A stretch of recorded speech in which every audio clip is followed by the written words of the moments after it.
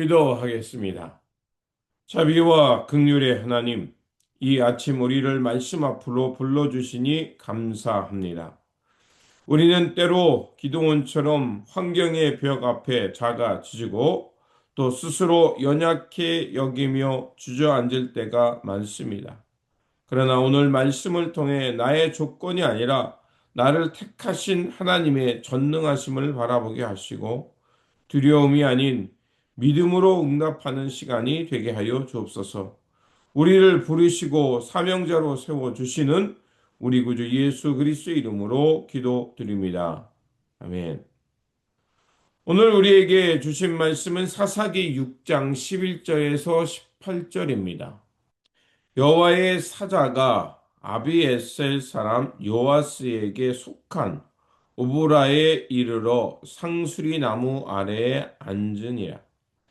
마침 요아스의 아들 기드온이 미디안 사람에게 알리지 아니하려 하여 밀을 포도주 틀에서 타작하더니 여호와의 사자가 기드온에게 나타나 이르되 큰 용사여 여호와께서 너와 함께 계시도다 하매 기드온이 그에게 대답하되 오 나의 주여 여호와께서 우리와 함께 계시면 어찌하여 이 모든 일이 우리에게 일어났나이까? 또 우리 조상들이 일찍이 우리에게 이르기를 여호와께서 우리를 애굽에서 올라오게 하신 것이 아니냐 한 그 모든 이적이 어디 있나이까? 이제 여호와께서 우리를 버리사 미디안의 손에 우리를 넘겨 주셨나이다 하니 여호와께서 그를 향하여 이르시되 너는 가서 이 너의 힘으로 이스라엘을 미디안의 손에서 구원하라. 내가 너를 보낸 것이 아니냐 하시니라. 그러나 기드온이 그에게 대답하되 오 주여 내가 무엇으로 이스라엘을 구원하리이까? 보소서 나의 집은 므낫세 중에 극히 약하고 나는 내 아버지 집에서 가장 작은 자니이다 하니 여호와께서 그에게 이르시되 내가 반드시 너와 함께 하리니 내가 미디안 사람 치기를 한 사람을 치듯 하리라 하시니라. 기드온이 그에게 대답하되 만일 내가 주께 은혜를 얻었사오면 나와 말씀하신 이가 주 되시는 표징을 내게 보이소서. 내가 예물을 가지고 다시 주께로 와서 그것을 주 앞에 드리기까지 이곳을 떠나지 마시기를 원하나이다 하니 그가 이르되 내가 너 돌아올 때까지 머무리라 하니라. 아멘.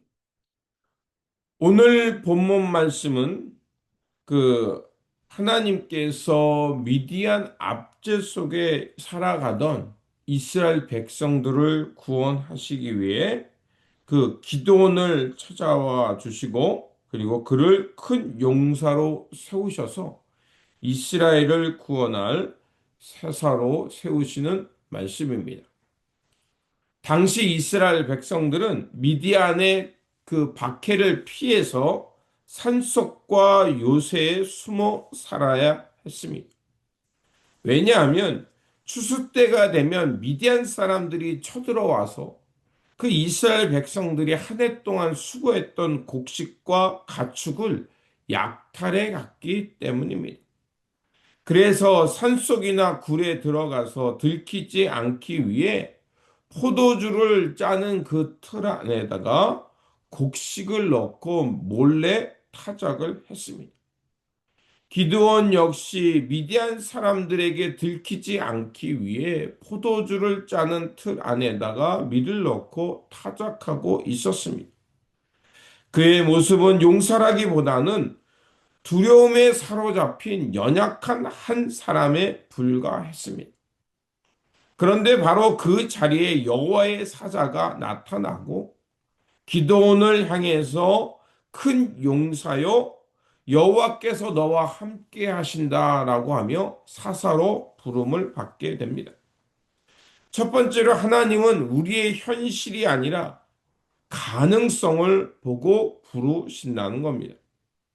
12절에 보면 여호와의 사자가 기드온에 나타나서 너는 큰 용사라고 말하면서 여호와가 너와 함께 계시도라라고 말합니다. 그러다 13절에 기드온이 불만 섞인 목소리로 말하죠.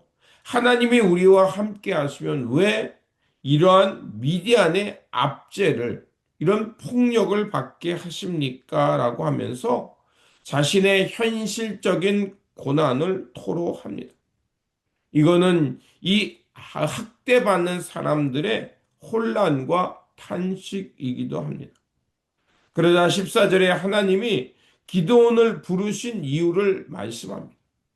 이런 억압과 폭력에 있는 그 백성들을 하나님이 불쌍히 여기셔서 찾아오신다는 거고, 그리고 그 미디안의 그 억압에 사로잡혀 있는 당신의 백성들을 구원하기 위해 하나님이 오늘 기드온을 부르고 있음을 말합니다.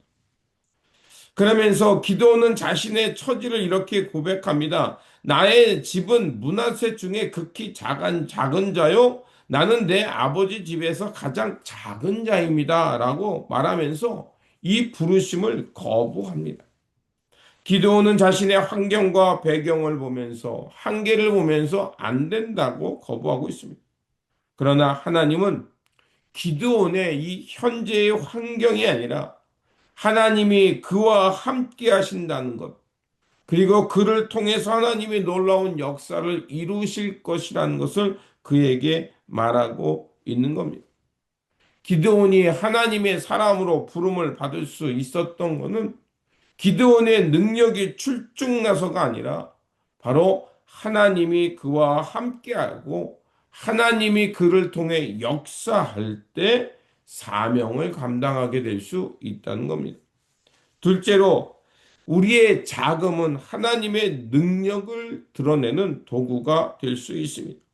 하나님은 기드온에게 이렇게 말씀하십니다. 이 너의 힘으로 이스라엘을 구원하라라고 말씀합니다.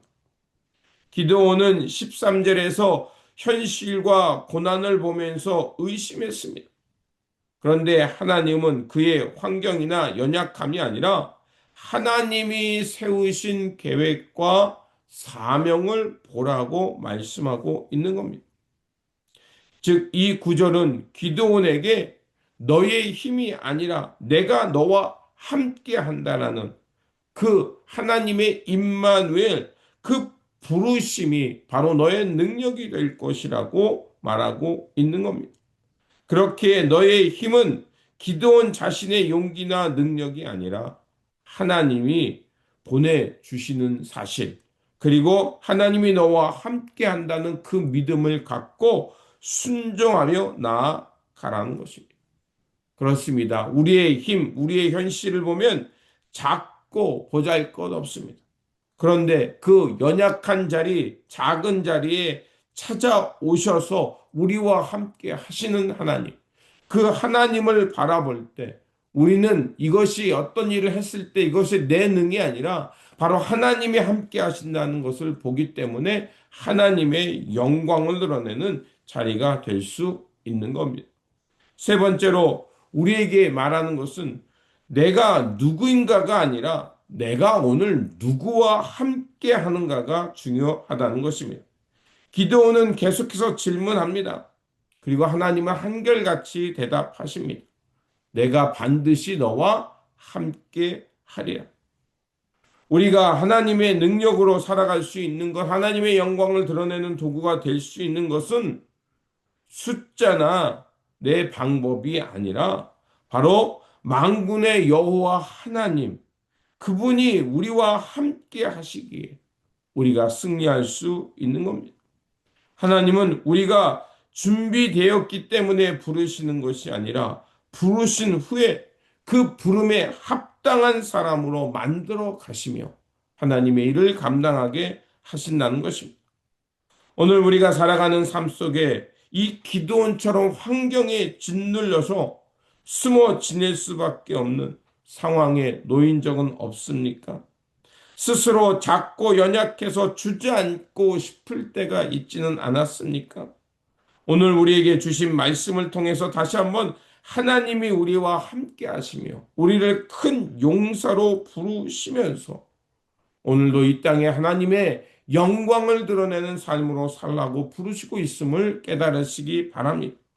만약 우리가 이 부르심과 이 믿음을 깨닫는다면 우리는 우리의 현실이 아무리 연약해 보이고 우리가 아무리 작아 보인다 할지라도 우리와 함께 하시는 하나님을 의지하면서 이 시대 가운데 기드온처럼 부름받은 자처럼 일어나서 하나님의 구원의 역사를 이뤄가는 일에 동참하며 살 거라 믿습니다.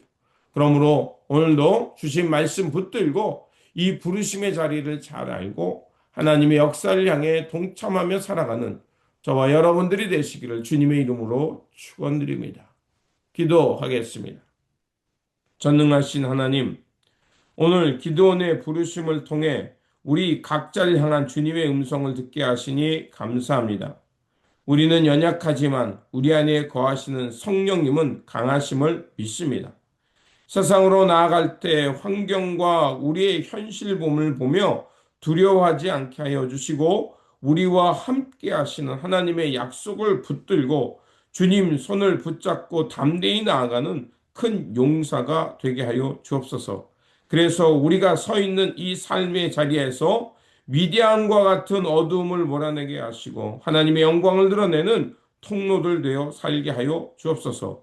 우리를 들어 쓰시고 우리와 함께하여 주시는 우리 구주 예수 그리스도의 이름으로 기도드립니다. 아멘.